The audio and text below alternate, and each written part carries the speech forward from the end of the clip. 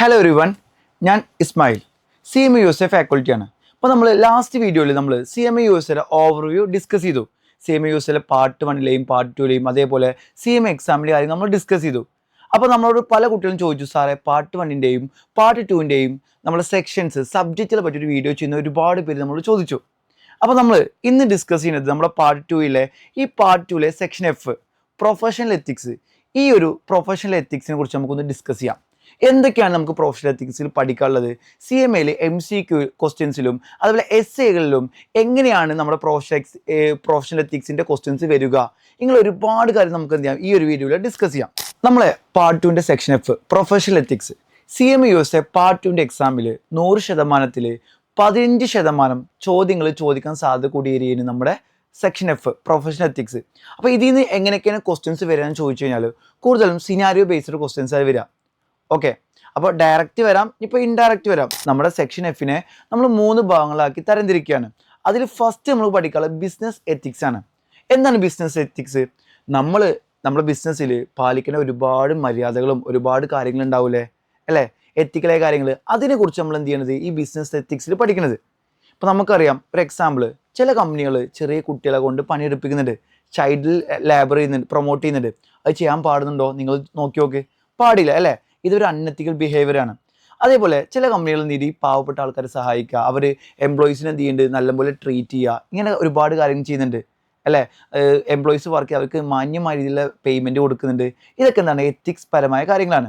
അപ്പോൾ ചുരുക്കി പറഞ്ഞാൽ നമ്മൾ ബിസിനസ്സിൽ ഏതൊക്കെ കാര്യങ്ങളാണ് എത്തിക്സ്, ഏതൊക്കെ കാര്യങ്ങളാണ് അൺഎത്തിക്സ്, ഇങ്ങനത്തെ കുറച്ച് കാര്യങ്ങൾ ബിസിനസ് എത്തിക്സ് നമ്മൾ പഠിക്കുന്നത്.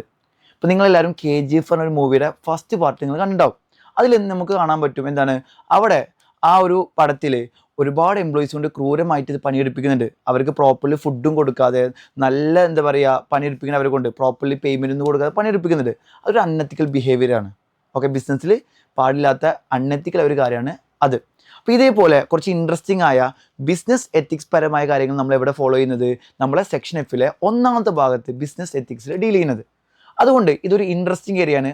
പഠിച്ച് നമുക്ക് ഈസി ആയിട്ട് എന്ത് ചെയ്യാൻ പറ്റും, എക്സാമിന് സ്കോർ ചെയ്യാൻ പറ്റും. ഇനി നമുക്ക് നമ്മുടെ പാർട്ട് 2ൻ്റെ സെക്ഷൻ എഫിൽ പ്രൊഫഷണൽ എത്തിക്സിൽ 2ാമതായി പഠിക്കാനുള്ള topic ethical consideration four professionals ആണ്. ഇപ്പോൾ നമ്മളാരാണ്, CMA പ്രൊഫഷണൽസ് ആണ്, അല്ലേ? ഇപ്പോൾ നമ്മളൊരു കമ്പനിയിൽ വർക്കിന് കയറി കഴിഞ്ഞാൽ നമ്മുടെ പ്രൊഫഷണൽ ലൈഫിൽ നമ്മൾ ഒരുപാട് സാഹചര്യങ്ങൾ നമ്മൾ നേരിടേണ്ടി വരും.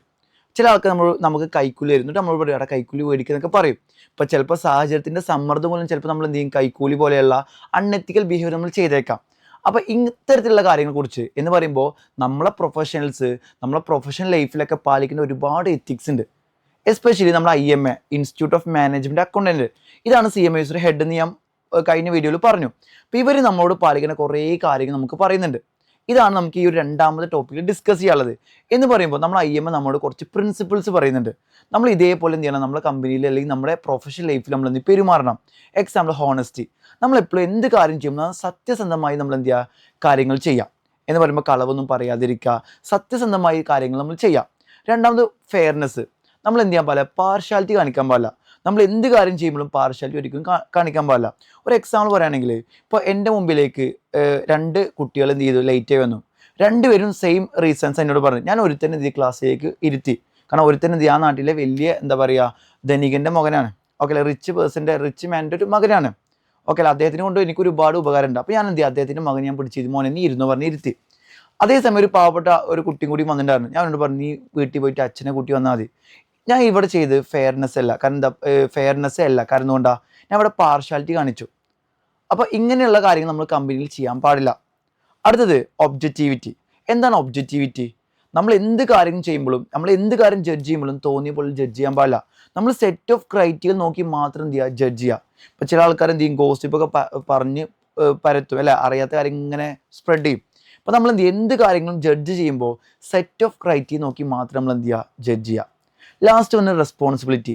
നമ്മൾ എന്ത് കാര്യം, ഇപ്പോൾ നമ്മുടെ മാനേജർ നമുക്ക് എന്ത് കാര്യം തന്നാലും അത് കൃത്യസമയത്ത് ഫുള്ളാക്കി കംപ്ലീറ്റ് ആക്കി നമ്മൾ എന്ത് ചെയ്യുക, കൊടുക്കുക.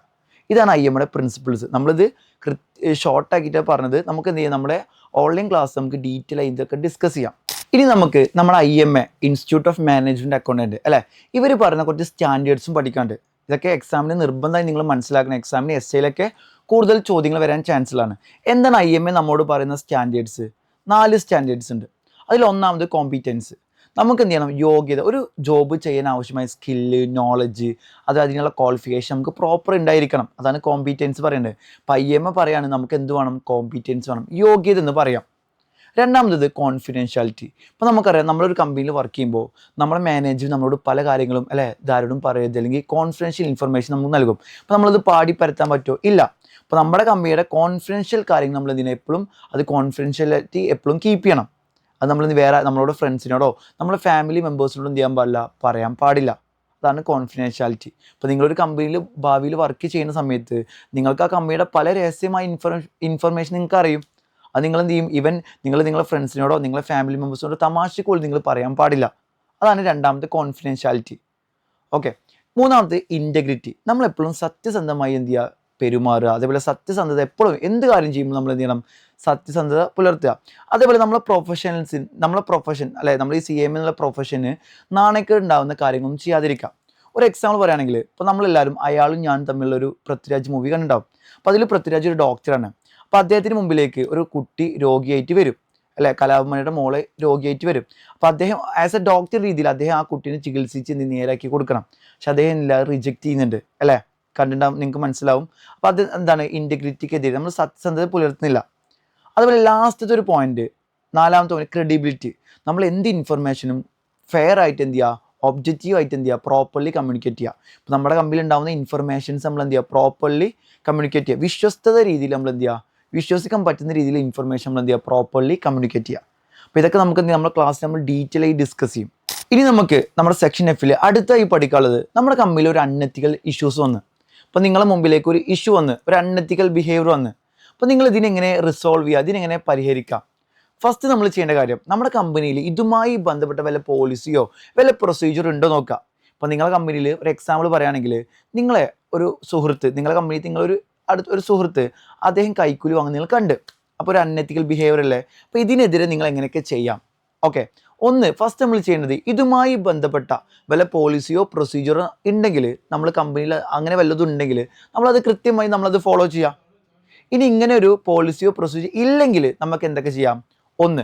നമ്മുടെ തൊട്ട് മുകളിൽ സൂപ്പർവൈസർ ഉണ്ടാവില്ലേ, നമ്മളെ നിയന്ത്രിക്കുന്ന സൂപ്പർവൈസർ, അയാളോട് പോയി കാര്യം പറയാം, സാറേ ഇന്നൊരു പ്രശ്നം നടക്കുന്നുണ്ട്, നമുക്ക് എന്തായാലും ചെയ്യാൻ പറ്റുമെന്ന് അയാൾ ചോദിക്കാം.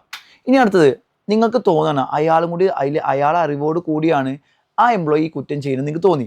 ഇപ്പോൾ സപ്പോസ് ഞാൻ ഇങ്ങനെ എൻ്റെ മുമ്പിലേക്ക് ഒരു അൺഎത്തിക്കൽ ബിഹേവിയർ വന്നു, അപ്പോൾ ഞാൻ എൻ്റെ തൊട്ട് മുകളിലുള്ള സൂപ്പർവൈസറോട് പറഞ്ഞപ്പോൾ അയാൾ പറഞ്ഞാൽ നീ അത് വിട്ടേക്ക്, നിൻ്റെ ഡ്യൂട്ടി അല്ലല്ലോ എന്ന് പറഞ്ഞപ്പോൾ എനിക്ക് തോന്നി അയാളും കൂടി അതിൽ ഇൻവോൾവ് ആണ് എനിക്ക് തോന്നി. ചില പല മലയാള പടത്തിൽ നമ്മൾ കണ്ടിട്ടുണ്ടാവും അത്, നമ്മൾ വല്ല കേസുമായിട്ട് എന്ത് ചെയ്യും, വല്ല പോലീസ് ഓഫീസറെ അടുത്ത് ചെല്ലുന്ന സമയത്ത് അയാൾ നമ്മൾ ഇഗ്നോർ ചെയ്യാൻ പറയും. അപ്പോൾ നമുക്ക് സംശയമുണ്ട്, എന്താണ്, ഇയാളും കൂടി അതിൽ ഇൻവോൾവ് ആണെന്ന് സംശയമുണ്ട്. അപ്പോൾ ഇതേപോലെ നമ്മുടെ കമ്പനിയിൽ ഒരു അൺഎത്തിക്കൽ ബിഹേവിയർ നടക്കുന്ന സമയത്ത്, ആരും ഒരു കൈക്കൂലി വാങ്ങുക, ഇങ്ങനെയുള്ള പ്രശ്നങ്ങൾ നടക്കുന്ന സമയത്ത് ഞാൻ എൻ്റെ സൂപ്പർവൈസറോട് പോയി കാര്യം പറഞ്ഞു. അപ്പോൾ അയാൾ പറഞ്ഞതാണ്, നീ അത് ഒഴിവാക്ക്, വേണ്ട അത് വിട്ടേക്ക്, നിൻ്റെ ഏരിയയിലല്ലോ എന്ന് പറഞ്ഞ് ഒഴിവാക്കിയപ്പോൾ എനിക്ക് മനസ്സിലായി അയാളെ ഇൻവോൾവ്മെൻറ്റ് ഉണ്ട്, മനസ്സിലായി. അപ്പോൾ ഞാൻ എന്ത് ചെയ്യണം, സ്വാഭാവികം തൊട്ട് മുകളിലത്തെ മാനേജ്മെൻറ്റോട് പോയി കാര്യം പറയാം. ഓക്കെ അല്ലേ. ഇനി രണ്ടാമത് നമുക്ക് ചെയ്യാൻ പറ്റിയത്, IMAയുടെ ഹെൽപ്പ് ലൈൻ നമ്പർ ഉണ്ട്. ആ ഹെൽപ്പ് ലൈൻ നമ്പർ വിളിച്ച് നമ്മൾ കാര്യങ്ങൾ സംസാരിക്കുക. ഒരു അനോണിമസ് ആയിരിക്കും, നിങ്ങളുടെ പേര് അഡ്രസ്സും നിങ്ങൾ എന്ത് ചെയ്യേണ്ട, പറഞ്ഞു കൊടുക്കേണ്ട ആവശ്യമില്ല, റെക്കോർഡും ചെയ്യില്ല. അടുത്തത് മൂന്നാമത് നമുക്ക് ചെയ്യാൻ പറ്റിയത്, നമ്മളെ അറ്റോർണി, ലീഗൽ കൗൺസിലർമാർ ഉണ്ടാവില്ലേ, നമുക്ക് നിയമ ഉപദേശം നൽകുന്ന ആൾക്കാരുണ്ടാവും, നമുക്ക് ലീഗൽ കാര്യങ്ങൾ പറഞ്ഞു തരുന്ന ആൾക്കാരുണ്ടാവും. ഇവരോട് പോയി കാര്യങ്ങൾ ചോദിച്ചറിയാം, സാർ ഇങ്ങനെ ഒരു പ്രശ്നം, ഞാൻ എന്തൊക്കെ ചെയ്യണം, എൻ്റെ ഒബ്ലിഗേഷൻസ് എന്തായിരിക്കും, എൻ്റെ റൈറ്റ്സ് എന്തൊക്കെയായിരിക്കും എന്ന് അവരോട് ചോദിച്ചറിയാം. അപ്പോൾ നമ്മുടെ കമ്പനിയിൽ ഒരു അൺഎത്തിക്കൽ ബിഹേവിയർ നടന്നു കഴിഞ്ഞാൽ നമുക്ക് ഇങ്ങനത്തെ കാര്യങ്ങളൊക്കെ ചെയ്യാൻ പറ്റും. ഓക്കെ. ഇത് എക്സാം സാധാരണ MCQ എസ്സേനും ഒരുപാട് തവണ ചോദിക്കുന്നുണ്ട്. പക്ക സിനാരിയോ ബേസ്ഡ് ആയിരിക്കും ചോദിക്കുന്നുണ്ടാവുക. അപ്പോൾ ഒരു സിനാരിയോ തന്നു കഴിഞ്ഞാൽ നമുക്ക് ആ സിനാരിയോ വായിച്ചിട്ട് ഈ കാര്യങ്ങൾ നമുക്ക് ടൈപ്പ് ചെയ്യാൻ പറ്റണം. ഓക്കെ. അപ്പോൾ അത്തരത്തിലുള്ള സ്കില്ലൊക്കെ നമ്മൾ എന്ത് ചെയ്യും, നമ്മുടെ ക്ലാസ്സിലൂടെ നിങ്ങൾക്ക് ഞങ്ങൾ ഡെവലപ്പ് ചെയ്ത് നൽകും. ഇനി നമുക്ക് സെക്ഷൻ Fൽ പാർട്ട് 2 സെക്ഷൻ Fൽ നമുക്ക് അടുത്ത് ഡിസ്കസ് ചെയ്യാനുള്ളത് എംപ്ലോയി ഫ്രോഡ് ട്രയാങ്കിൾ ഉണ്ട്. എന്തുകൊണ്ടായിരിക്കും എംപ്ലോയീസ് തെറ്റിലോട്ട് പോകുന്നത് നിങ്ങൾ ചിന്തിച്ചിട്ടുണ്ടോ? ഒരാൾ എന്ത് ചെയ്യും, ഓട്ടോമാറ്റിക്കലി എന്താവുന്നത്, തെറ്റുകാരനാവില്ല, സാഹചര്യങ്ങളായിരിക്കും അദ്ദേഹത്തിന് എന്തുണ്ടാക്കുക, തെറ്റുകാരനാക്കുക. അപ്പോൾ നമുക്ക് എന്തുകൊണ്ടാണ് ഒരു എംപ്ലോയീസ് തെറ്റിലോട്ട് പോകുന്നത്, ഇതിനെപ്പറ്റി നമ്മളെ ക്രസി പറഞ്ഞൊരു വലിയൊരു ആൾ അദ്ദേഹം എന്ത് ചെയ്ത് പഠനം നടത്തി. അപ്പോൾ അദ്ദേഹം പറയുന്നത് 3 കാരണം കൊണ്ടാണ് ഒരു വ്യക്തി അൺഎത്തിക്കൽ ബിഹേവിയറിലോട്ട് പോകുന്നത്. ഒന്ന്, പ്രഷർ. സ്വാഭാവികമായിട്ടും സാമ്പത്തികമായ പ്രശ്നങ്ങളായിരിക്കും അല്ലേ. ഇപ്പോൾ നിങ്ങൾ ആലോചിച്ചു, നിങ്ങളൊരു കമ്പനി കയറുമ്പോൾ നിങ്ങൾ എന്താ ചിന്തിക്കുക, നല്ല രീതിയിൽ വർക്ക് ചെയ്യണം, അങ്ങനെ ചിന്തിച്ച് നിങ്ങൾ കമ്പനിയിൽ വർക്ക് കയറാം. പക്ഷേ സാഹചര്യത്തിൻ്റെ സമ്മർദ്ദം മൂലം നിങ്ങൾക്ക് ചിലപ്പോൾ തെറ്റിന് കൂട്ടുവെക്കേണ്ടി വരും. അല്ലേ? ഇപ്പോൾ നിങ്ങൾക്കൊരു എക്സാമ്പിൾ, എനിക്ക് സാമ്പത്തികമായി പ്രഷറുണ്ട്, ഫൈനാൻഷ്യൽ പ്രഷറുണ്ട് എന്ന് പറയുമ്പോൾ എനിക്ക് മാസം മാസം EMI ഉണ്ട്, അതുണ്ട്, ഒരുപാട് ബില്ല് കാര്യങ്ങൾക്ക് വരുന്നുണ്ട്. അപ്പോൾ എനിക്ക് കിട്ടുന്ന ചിലപ്പോൾ സാലറി ചിലപ്പോൾ അത് തികയുന്നുണ്ടാവില്ല. ഓക്കെ അല്ലേ? അപ്പോൾ എനിക്ക് സ്വാഭാവികമായിട്ടും ഒരു സാമ്പത്തികമായ പ്രഷറില്ലേ, ഫൈനാൻഷ്യൽ പ്രഷറില്ലേ. അപ്പോൾ ആ സമയത്താണ് ഒരു കോമ്പറ്റീറ്ററിനോട് പറയുന്നത്, നിങ്ങൾ ആ ഫയൽ എനിക്ക് അടിച്ച് മാറ്റി തന്നു കഴിഞ്ഞാൽ ഞാൻ നിങ്ങൾക്ക് കോടികൾ തരാം എന്നൊക്കെ പറയുകയാണെങ്കിൽ നമ്മൾ സ്വാഭാവികമായിട്ടും നമ്മൾ എന്ത് ചെയ്യും, തെറ്റിലോട്ട് പോകും. അപ്പോൾ അതാണ് പ്രഷർ. ഓക്കെ, അടുത്തത് ഓപ്പർച്യൂണിറ്റി. നമ്മുടെ കമ്പനിയിൽ എംപ്ലോയീസ് തെറ്റിലോട്ട് പോകാനുള്ള മറ്റൊരു കാരണം ഓപ്പർച്യൂണിറ്റിയാണ്. തെറ്റ് ചെയ്യാനുള്ള അവസരങ്ങളുണ്ട് അല്ലേ? ഇപ്പോൾ നമ്മുടെ കമ്പനിയിൽ പ്രോപ്പറായ കൺട്രോളിംഗ് ഒന്നുമില്ല, ആർക്ക് വേണമെങ്കിൽ എവിടുന്നും പൈസ അടിച്ച് മാറ്റാം. ഇങ്ങനൊരു ഓപ്പർച്യൂണിറ്റി എംപ്ലോയീസിന് മുമ്പിൽ ഉണ്ടെങ്കിൽ സ്വാഭാവികമായിട്ടും തെറ്റിലോട്ട് പോകില്ലേ, പോവും. അപ്പോൾ ഇതാണ് ഓപ്പർച്യൂണിറ്റി.